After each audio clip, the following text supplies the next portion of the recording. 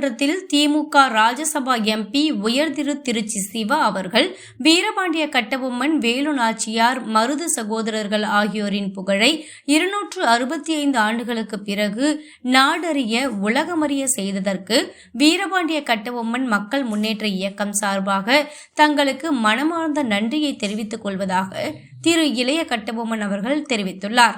மேலும் ஒன்றிய அரசிடம் பல வருடங்களாக இந்திய சுதந்திர போராட்ட வீரர்கள், மருது சகோதரர்கள், தீரன் சின்னமலை, வேலு நாச்சியார், பசும்பொன் முத்துராமலிங்க தேவர், நேதாஜி சுபாஷ் சந்திரபோஸ், வீரபாண்டிய கட்டபொம்மன் ஆகியோர் பெயரில் இந்தியாவில் தயாரிக்கக்கூடிய போர் ஆயுதங்களுக்கு பர்மாஸ், அக்னி, பிருத்திவி, மிஸ்லி போன்று பெயர் சூட்ட வேண்டும் என்ற கோரிக்கையை வலியுறுத்தி வருகிறோம்.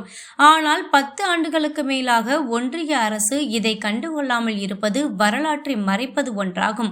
மாண்புமிகு பாராளுமன்ற உறுப்பினர் திருச்சி சிவா அவர்கள் தேச ஒற்றுமையை வலியுறுத்தி பேசிய பிறகாவது ஒன்றிய அரசு இதை நடைமுறைப்படுத்த வேண்டும் என்று நம்புகிறோம்.